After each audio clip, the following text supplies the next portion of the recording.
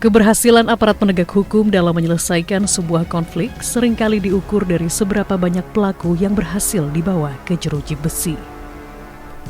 Faktanya, kompleksnya sistem peradilan di Indonesia kerap membuat korban justru tak kunjung menemukan titik terang atas konflik yang dihadapi. Dalam prakteknya, penyelesaian kasus di luar peradilan banyak ditempuh karena dinilai dapat membuka ruang negosiasi yang cukup luas antara pihak yang berkonflik dengan mengutamakan kepentingan korban. Upaya ini dikenal dengan restoratif justice atau keadilan restoratif. Jadi itu merupakan satu paradigma berpikir ya, di mana keadilan itu ditentukan bukan oleh prosedur, bukan oleh ketentuan yang ditetapkan oleh negara, tetapi dikembalikan kepada pihak-pihak yang bersengketa. Dengan kata lain, biarlah pihak-pihak yang bersengketa itu menyelesaikan sendiri masalahnya menurut proses yang disepakati, menurut ukuran yang juga disepakati. Dengan begitu, maka keadilan yang kita harapkan tercapai kemudian itu jauh lebih mengena, jauh lebih membumi ya, ketimbang itu diterapkan oleh negara, ditetapkan oleh aparat negara sebagaimana suatu kegiatan yang selama ini terjadi. Itulah sebetulnya restoratif justice.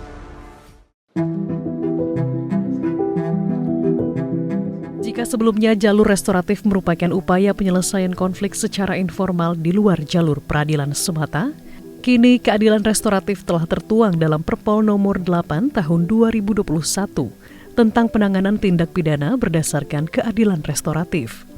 Upaya ini juga turut menjadi program prioritas Kepala Kepolisian Republik Indonesia, Jenderal Listio Sigit Prabowo. Program peningkatan kinerja penegakan hukum dilakukan untuk mewujudkan penegakan hukum yang memenuhi rasa keadilan masyarakat dengan mengedepankan instrumen hukum progresif melalui penyelesaian perkara restoratif justice. Upaya mewujudkan kepastian hukum dilakukan dengan memberikan ruang yang lebih luas dalam implementasi keadilan restoratif dan problem solving. Penegakan hukum hanya sebagai upaya terakhir dalam penyelesaian masalah-masalah tertentu manakala di dalam prosesnya mengalami kebuntuan. Jadi ini adalah wajah baru yang akan kita kembangkan.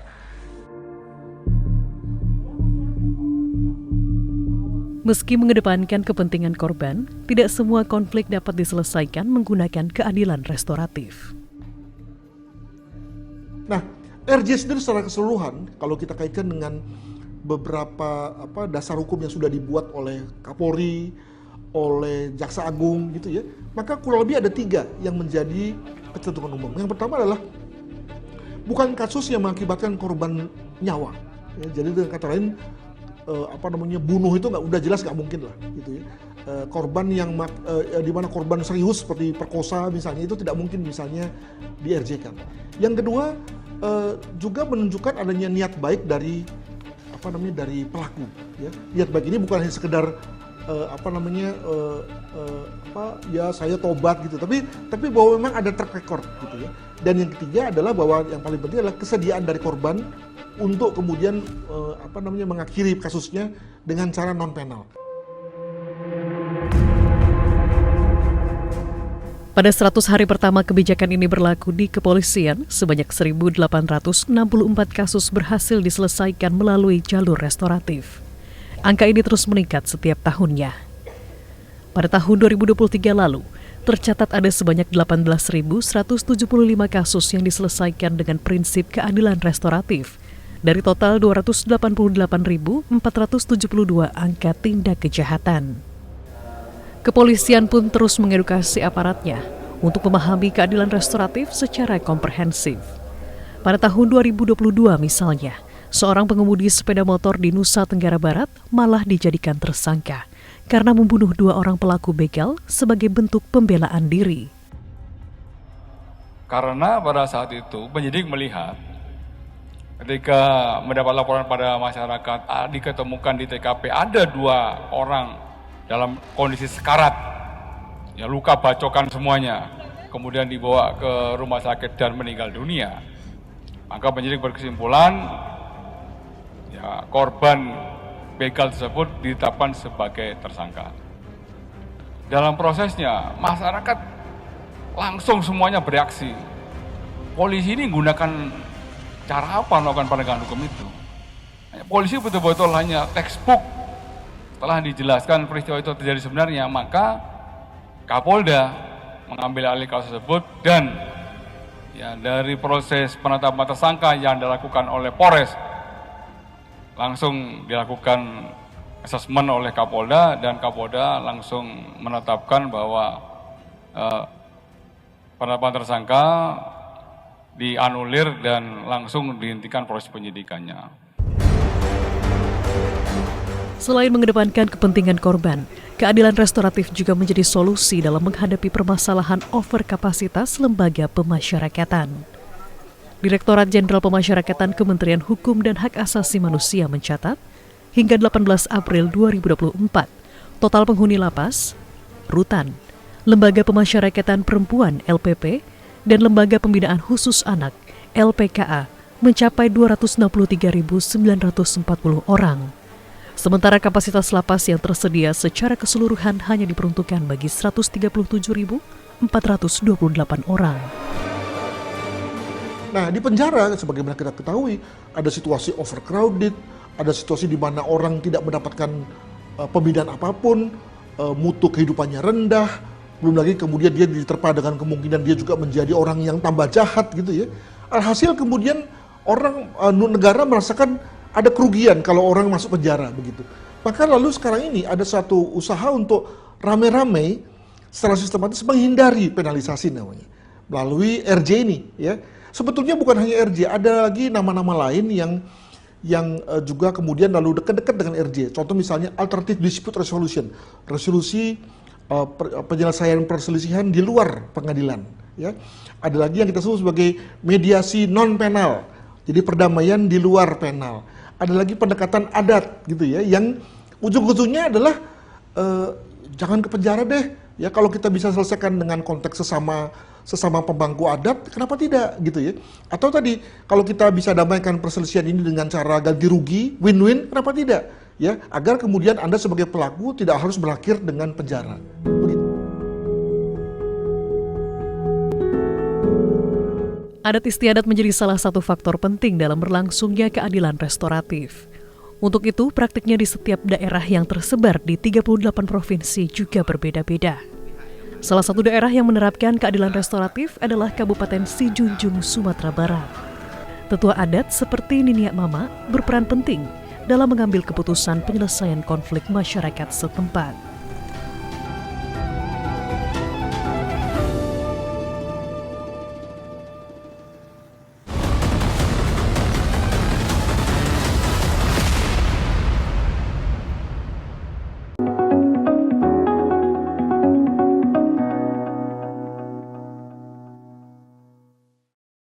Kalau kita tanya bahwa pembentukan remaja tangguh itu bersih ada jawabannya. Kondisi ini bisa dikatakan hampir menyeluruh ya. Belum.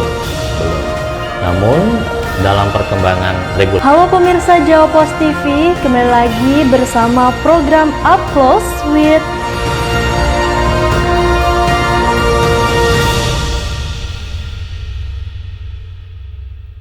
Kalau nyari yang lucu, aku maju. Tapi kalau kamu cari yang ganteng, aku puntur.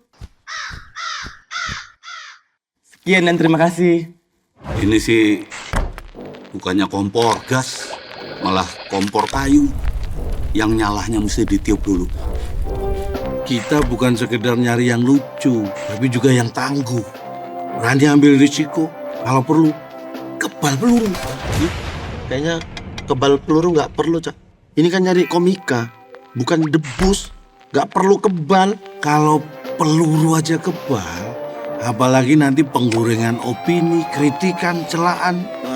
Komika itu harus mumpuni, harus menguasai itu. Agen-agen komik yang sebelumnya itu levelnya itu udah terlalu tinggi. Ini kita sulit nyarinya. Apa nggak standarnya kita turunin aja? Kalau menurut saya standar nggak boleh diturunin. Apalagi kalau udah jalan, nggak suruh aspal nanti. bagaimana kalau pencariannya yang diperluas? Main tangan. Kita harus lebih menjangkau ke pelosok-pelosok. Saya yakin masih banyak bakat-bakat yang tersempil. Benar juga ya. Kita harus melebarkan sayembara ini. Buat yang ngerasa lucu, kebal anti peluru, tangguh, nggak tahu malu, kita ajak untuk gabung kemarin. Nanti kita buka audisi di berbagai daerah. Ini kota dan tanggal-tanggalnya. Ayo, sini, buruan, gabung di audisi Comic Ed Revolution. Punya bakat, jangan disia-siakan. Karena di mana ada kelebihan, disitulah ada kembalian. Hah? Kok kembalian?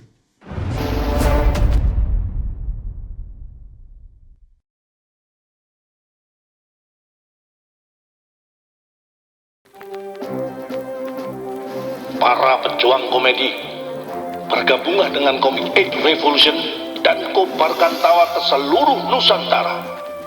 Datang ke audisi di kota-kota berikut ini dengan semangat tempur kalian dan jangan bersatu, karena kita butuhnya berdelapan demi revolusi. Diakuinya Candi Borobudur sebagai situs warisan budaya dunia oleh UNESCO menjadi poin penting. Penyelenggara pemilu juga menjadi sorotan, terutama untuk memastikan kepercayaan masyarakat terhadap bisa kita interpretasikan sebagai adegan bela diri yang saling menjadi. Ini yang menjadikan berbeda. Artinya ketika kita mendidik anak-anak,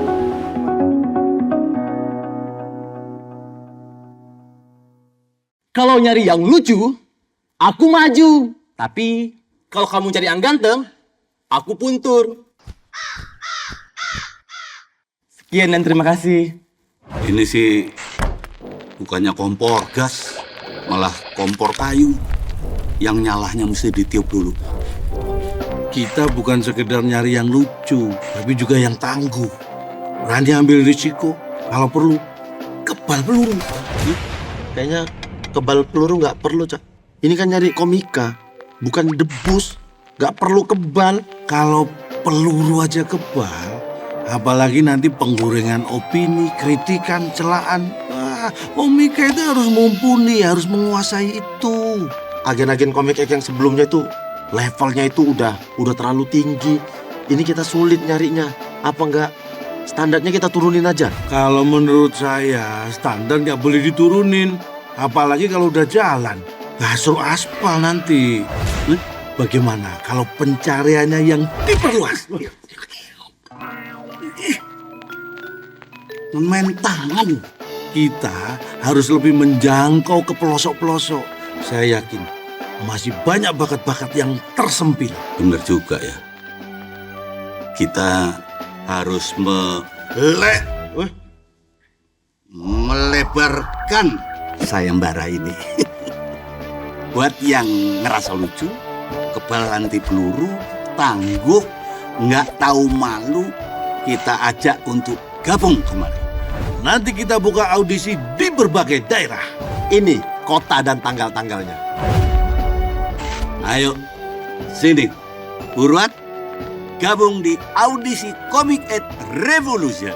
Punya bakat, jangan disia-siakan. Karena di mana ada kelebihan, disitulah ada kembalian. Hah? Kok kembalian?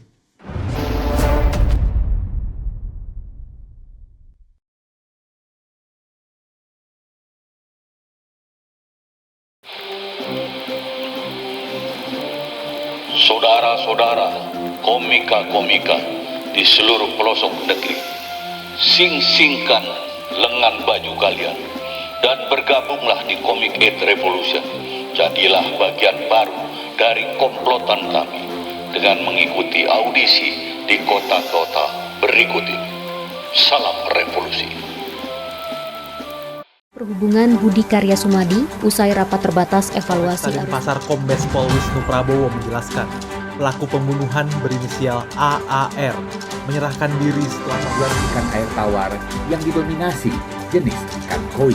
ikan-ikan. Saksikan Beranda Nusantara setiap Senin hingga Sabtu pukul 11 waktu Indonesia bagian tengah hanya di Jawapos TV Bali.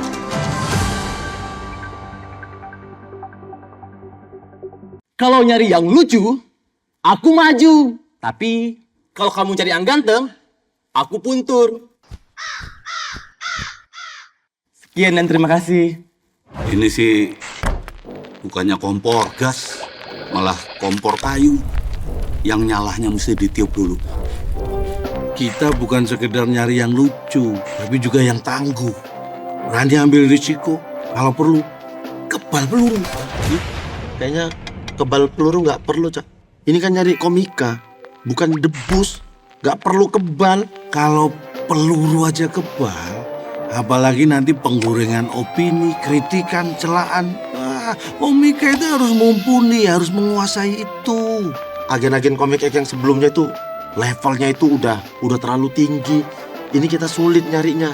Apa enggak standarnya kita turunin aja? Kalau menurut saya standar nggak boleh diturunin, apalagi kalau udah jalan.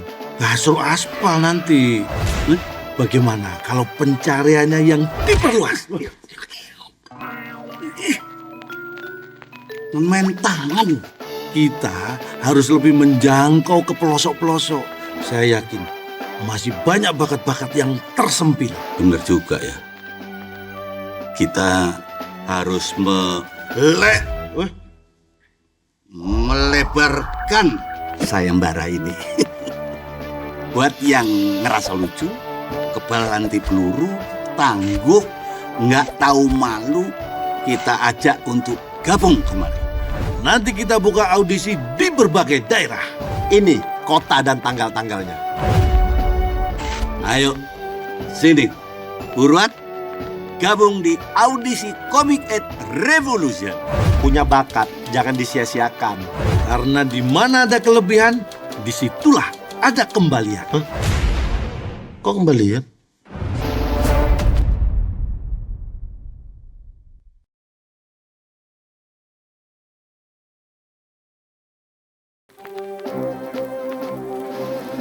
Halo kawan-kawanku yang kocak. Ini, udah saatnya kita melawan sepinya callingan. Jadilah bagian dari Comic Aid Revolution dengan mengikuti audisi di kota-kota berikut ini. Buktikan bahwa kalian adalah pasukan berani lucu. Hidup revolusi. Om Swastiastu, saya Cikek Bulan dari Nata Suara Production penyanyi Koplo Bali mengucapkan selamat mengudara Jawapos TV di Pulau Bali. Semoga Jawapos TV dapat memberikan tambahan informasi dan juga hiburan untuk masyarakat Bali. Jaya terus Jawapos TV Bali. Suksema!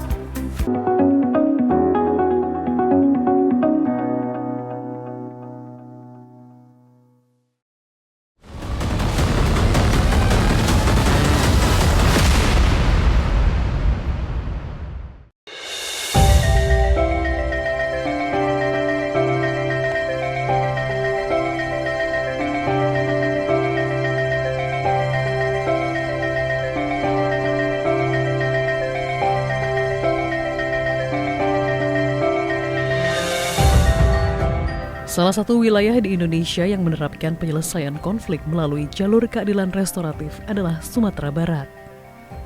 Keadilan restoratif di Sumatera Barat bahkan sudah dilembagakan dalam sebuah lembaga adat bernama Kerapatan Adat Nagari. Seperti yang ada di Nagari Sijunjung, Kabupaten Sijunjung, Sumatera Barat misalnya.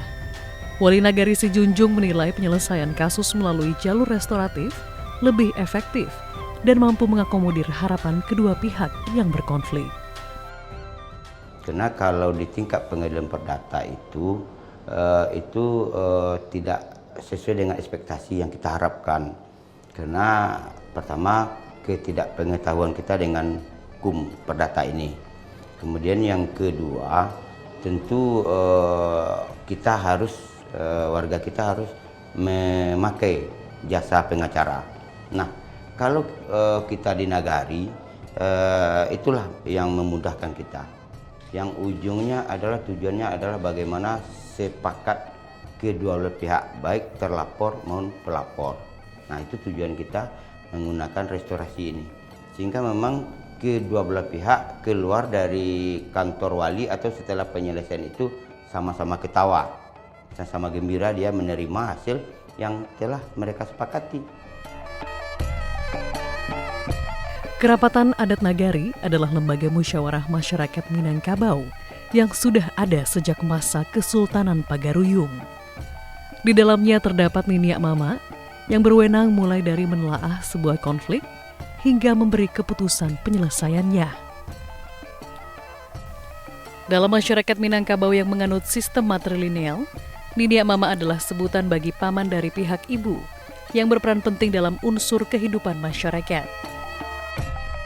Niniak Mama itu adalah pemimpin. Dari pemimpin biasanya di ranah Minang ini, Niniak Mama itu harus bisa memberi suri toladan, contoh terhadap cucu kemenakan. Nah begitu juga kalau dia sudah panutan, berarti itu dia sudah menjadi sebuah role model. Assalamualaikum. Waalaikumsalam. Coba. Tak hanya kasus pidana, prinsip keadilan restoratif juga seringkali digunakan dalam sejumlah kasus perdata. Di Nagari Sijunjung, sengketa tanah menjadi konflik yang mendominasi dan kerap diselesaikan menggunakan upaya restoratif. Sepanjang tahun 2022 hingga 2023, Kerapatan Adat Nagari Sijunjung telah menyelesaikan 21 kasus sengketa tanah.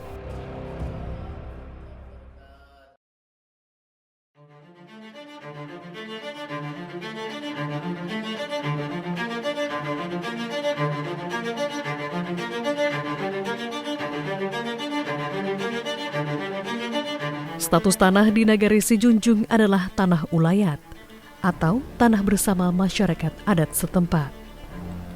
Kepemilikannya pun hanya didasarkan pada klaim lisan semata. Namun seiring berjalannya waktu, orang-orang dari generasi muda berlomba-lomba mengklaim tanah-tanah di wilayah ini melalui pembuatan sertifikat tanah yang jelas bertentangan dengan prinsip tanah ulayat. Tunjukin sama Niniak Mamanya batas. Jadi kita tinggal melihatkan, menyaksikan bersama. Kalau itu keputusannya kita lanjutkan.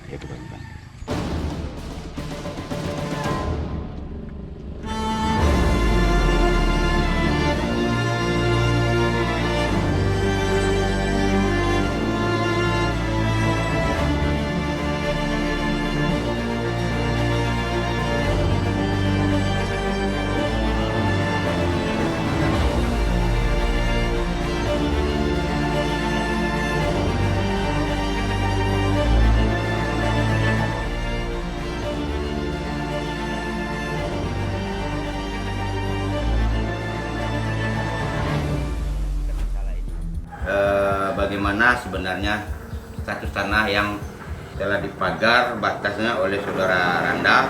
Kalau dasarkan kami mempunyai tanah, Pak, mungkin gua bisa baca dulu sudah kami. Kalau kecek si Randa mode itu Pak Li itu tak sesuai jawab nama Pak Li. Ya. Sobo sertifikat ambo tu lebih tua mungkin bisa dicolik apa? Ya. Tanggalnya. Ya. Kok masalah ini ceknya ini boy itulah keceknya mata. Ya. Dia tolong apa mana Pak Li kapan perlu turunan PPN kemari kan sama-sama dihukum. Ya. Mana nan lebih boneng sertifikat tu. Kau le dak babek buat sertifikat aku ah. Ya.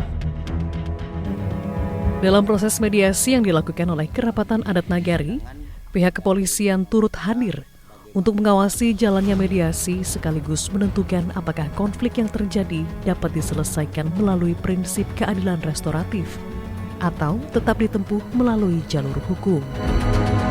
Unsur Polri juga berperan penting untuk memastikan agar keputusan yang diambil tidak berlawanan dengan nilai-nilai hukum yang ada di Indonesia.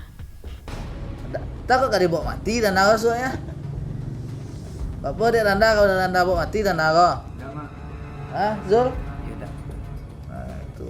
Makanya tak persoalan tanah aku dan kita pasongan. Jadi beko sama-sama kita uku, kami uku sama boe beko. Pokok si Al da ugi, Randa da ugi sama-sama berlabuh itu di siko. Jadi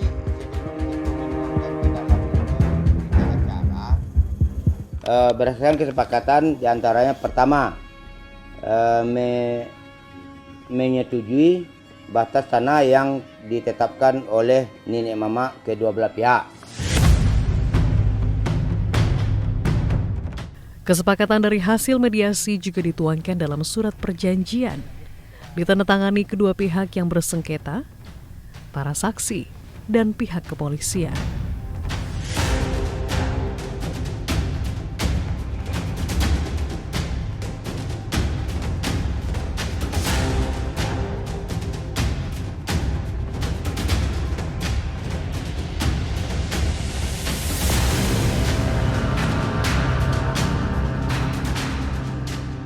Karena kesepakatan telah lahir, maka untuk kedua belah pihak jangan ingkar dengan surat pernyataan ini dan bersama-sama kita kawal. Jadi konsekuensi hukumnya apabila kedua belah pihak melanggar, menyerobot tanah, ada pasalnya menyerobot tanah yang lain, itu tersangkut dengan pidana penjara.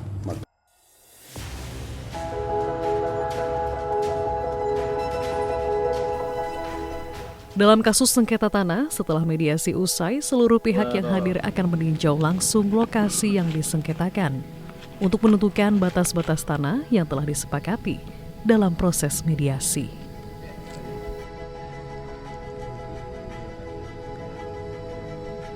Dengan kesepakatan kita tadi, mana yang dipancang oleh nenek mama kita, nah inilah yang dipancang. Penyelesaian masalah dengan prinsip keadilan restoratif kian masif dilakukan oleh kerapatan adat Nagari dan wali Nagari Sijunjung bersama Polsek setempat. Terlebih, sejak dikeluarkannya Peraturan Kepolisian Negara Republik Indonesia Nomor 8 Tahun 2021 tentang penanganan tindak pidana berdasarkan keadilan restoratif.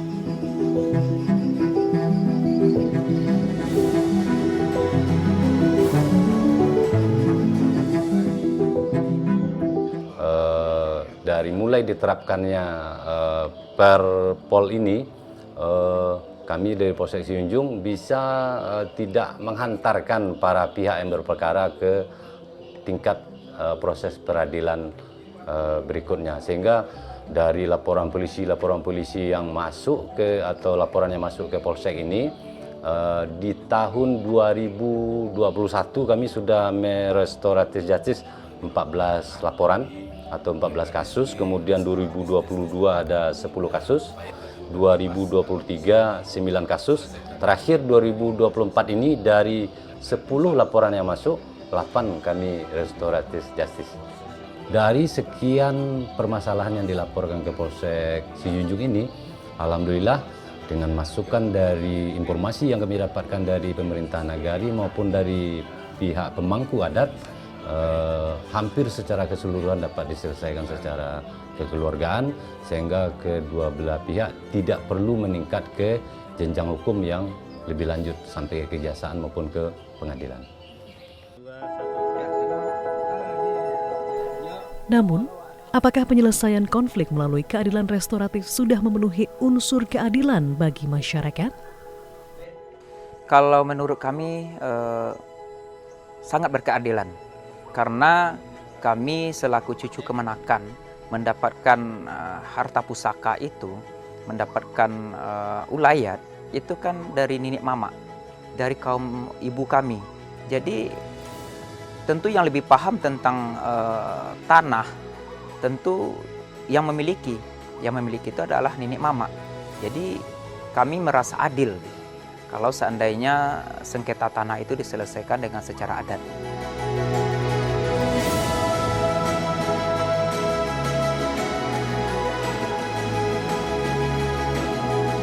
Kultur musyawarah dan mufakat yang merupakan inti dari keadilan restoratif sudah menjadi identitas masyarakat Nusantara sejak turun-temurun.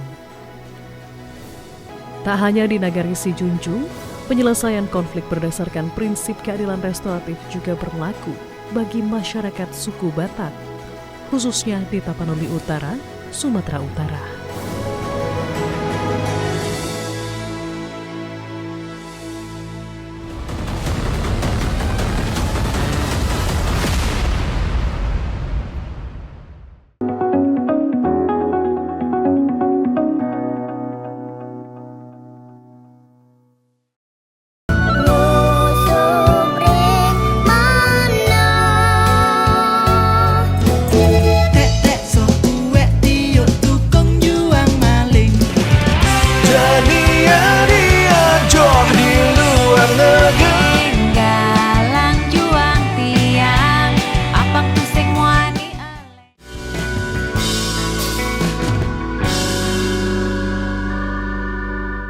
Kalau nyari yang lucu, aku maju. Tapi kalau kamu cari yang ganteng, aku puntur.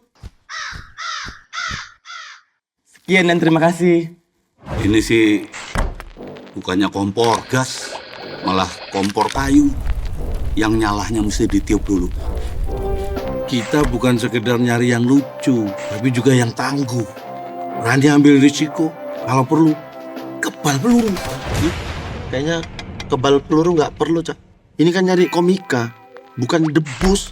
Nggak perlu kebal. Kalau peluru aja kebal, apalagi nanti penggorengan opini, kritikan, celaan. Komika itu harus mumpuni, harus menguasai itu. Agen-agen komik yang sebelumnya itu levelnya itu udah terlalu tinggi. Ini kita sulit nyarinya. Apa enggak standarnya kita turunin aja? Kalau menurut saya standar nggak boleh diturunin, apalagi kalau udah jalan. Suruh aspal nanti. Bagaimana kalau pencariannya yang diperluas? Main tangan. Kita harus lebih menjangkau ke pelosok-pelosok. Saya yakin masih banyak bakat-bakat yang tersempil. Benar juga ya. Kita harus melebarkan sayembara ini. Buat yang ngerasa lucu, kebal anti peluru, tangguh, nggak tahu malu, kita ajak untuk gabung kemari. Nanti kita buka audisi di berbagai daerah. Ini kota dan tanggal-tanggalnya. Ayo, sini. Buruan, gabung di audisi Comic Aid Revolution. Punya bakat, jangan disia-siakan. Karena di mana ada kelebihan, disitulah ada kembalian. Kok kembalian?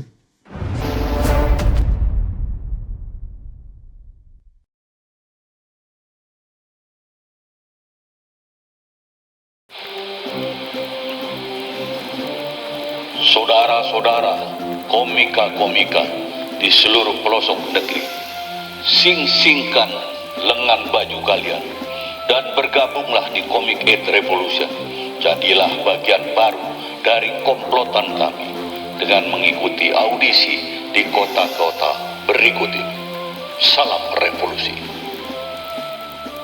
Diakuinya Candi Borobudur sebagai situs warisan budaya dunia oleh UNESCO menjadi poin penting. Penyelenggara pemilu juga menjadi sorotan, terutama untuk memastikan kepercayaan masyarakat terhadap bisa kita interpretasikan sebagai adegan bela diri yang saling menjadi.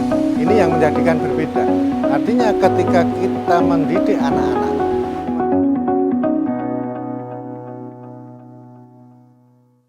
kalau nyari yang lucu, aku maju. Tapi kalau kamu cari yang ganteng, aku puntur.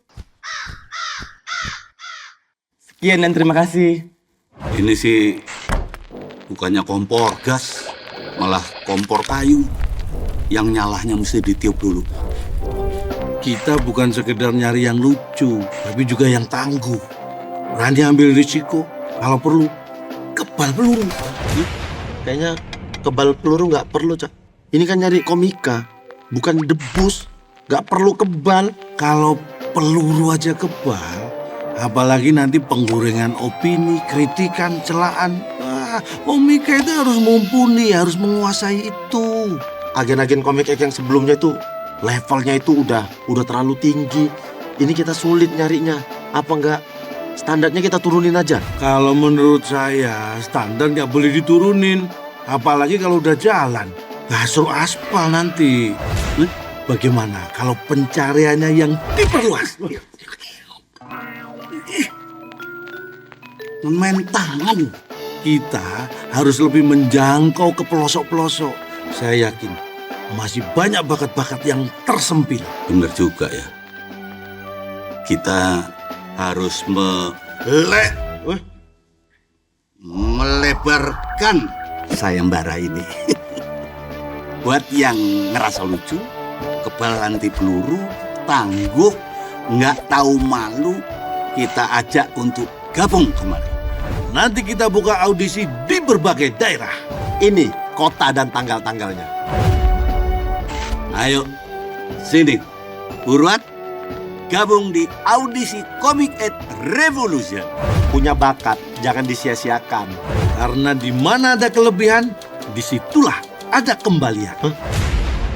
Kok kembalian?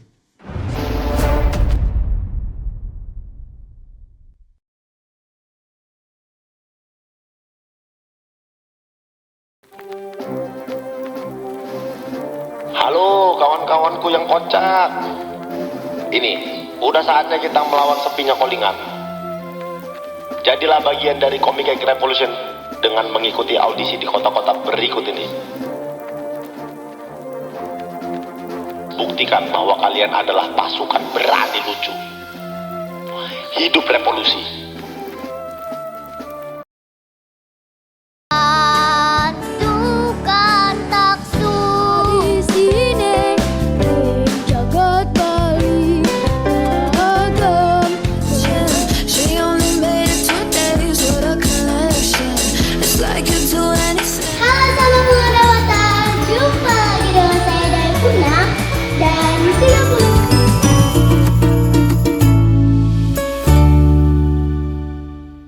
Kalau nyari yang lucu, aku maju. Tapi kalau kamu cari yang ganteng, aku puntur.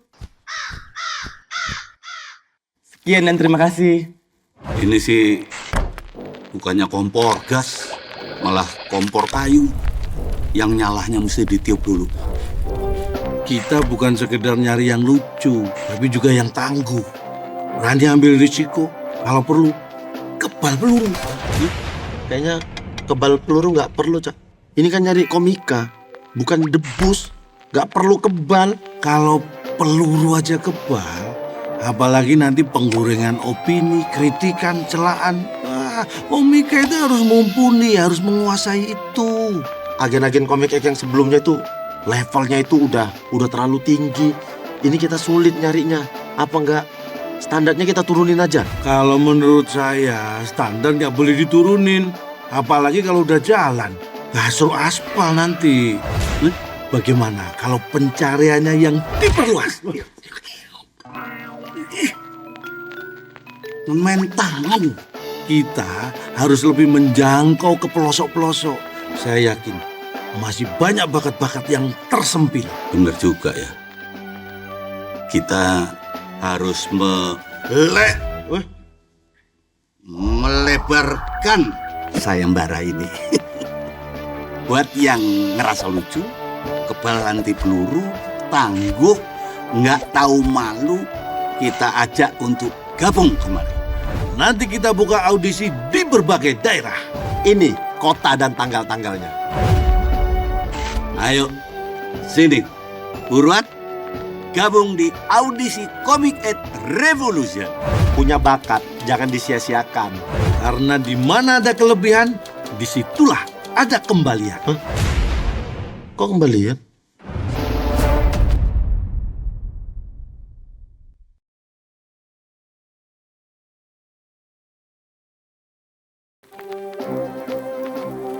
Para pejuang komedi, bergabunglah dengan Comic Aid Revolution dan kobarkan tawa ke seluruh Nusantara.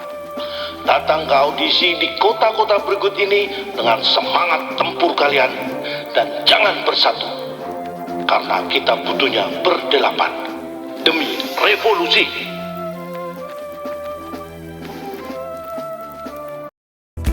Saya Yom Sagita mengucapkan selamat mengudara Jawa Post TV di Pulau Bali. Semoga Jawa Post TV dapat memberikan tambahan informasi dan hiburan untuk masyarakat Bali. Jaya terus Jawa Post TV.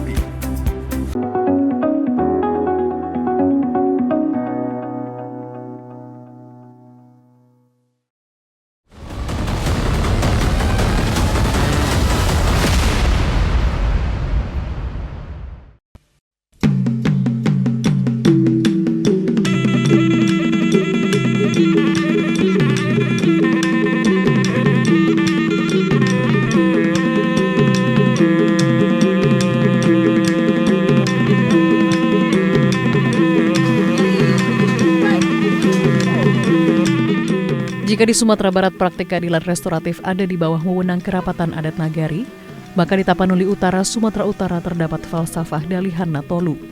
yang menjadi tonggak praktik keadilan restoratif. Dalihan Natolu yang berarti tungku berkaki 3 melambangkan keseimbangan kehidupan. Jika salah satu kaki tungku rusak, maka tungku tidak akan berjalan dengan sempurna. Ketiga kaki tungku ini merepresentasikan aspek kekerabatan di tanah Batak, meliputi Somba Marhula-Hula atau klan asal istri seorang laki-laki Batak berasal, Elek Marboru, sikap lembut terhadap anak perempuan, dan Mardongan Tubu atau sikap berhati-hati terhadap sesama klan. Kekerabatan inilah yang menyatukan masyarakat Batak dalam satu nilai dan norma yang sama. Jadi karena kita hidup dalam budaya orang Batak, itu Dalihan Natolu, otomatis orang ini agak mudah untuk dimaafkan. Jadi lebih gampang mencari solusi. Kita hadapkan orang ini yang punya persoalan ini dengan petua nenek moyang kita dulu. Yang kedua, kalau kita gambarkan resikonya, sanksinya apabila berkelanjutan berhadapan dengan hukum, orang ini juga ada rasa perla gitu, ada rasa memaafkan.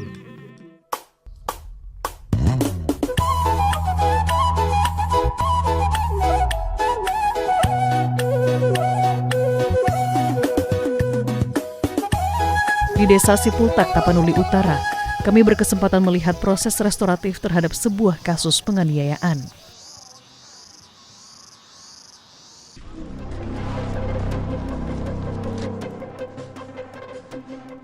Dalam proses mediasi, tampak Babin Kamtipmas, kepala desa, dan 3 orang tetua adat Dalihan Natolu.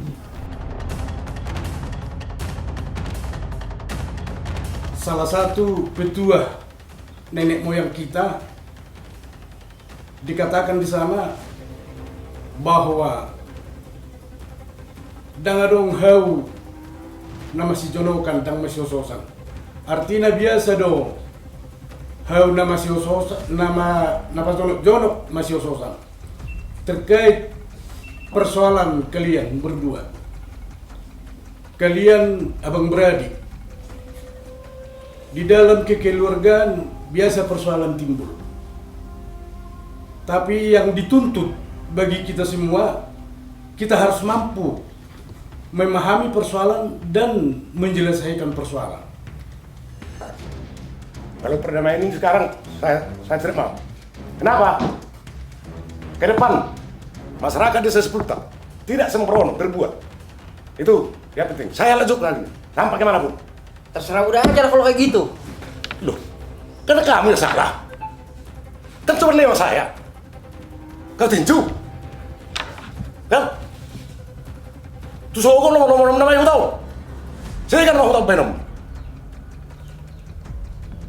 Keluhan munai jala songodio lo ne lama muna di permasalahan on. Alai dak pola kembali be sona ni pemilu ne komune ne kantor ini. Ya. Mulut peon ning masalah ngasa tu kantor. Nabudo digab benota ate mangda ang dibungate baru terima doang. Setelah disepakati jumlah ganti rugi yang harus dibayar pelaku, Babin Kamtipmas yang hadir juga memastikan agar kesepakatan yang telah diputuskan bersama dapat dilakukan lewat surat perdamaian. Oke. Sini Senior Ham. Ya. Mago besudi sapu besudi kanahe. Ya halus dulu dah, Pak. Ayo juga terdana.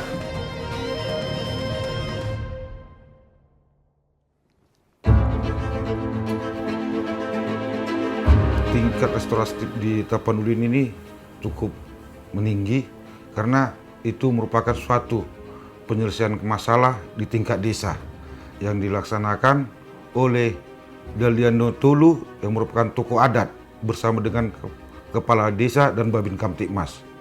Maksud dan tujuan dilaksanakannya restoratif justice di tingkat desa itu untuk menekan angka kriminal yang terjadi di desa. Dan kedua, untuk menjaga kekompakan, keakraban masyarakat di desa. Adapun kasus yang berhasil diselesaikan melalui keadilan restoratif di Tapanuli Utara mencapai kurang lebih 65 kasus tindak pidana ringan yang didominasi oleh kasus penganiayaan. Kebanyakan yang kasus-kasus yang kita laksanakan di restoratif justice ini kasus penganiayaan, kasus penghinaan, kasus-kasus ringan, ribut tetangga sama tetangga gara-gara anak kita selesaikan. Baik inti di desa kita selesaikan, baru ataupun kalau sudah sampai laporan ke Polres, ke kantor ke polisi, kita laksanakan restoratif justice di kantor polisi. Keadilan restoratif atau restoratif justice hadir untuk merubah paradigma hukum yang selesai pada tahap penghukuman pelaku tanpa melihat kondisi korban pasca tindak kejahatan dilakukan. Sinergi antara masyarakat, kepolisian, dan agen-agen peradilan lainnya diperlukan untuk mewujudkan sistem keadilan restoratif yang bermanfaat bagi seluruh lapisan masyarakat di Indonesia.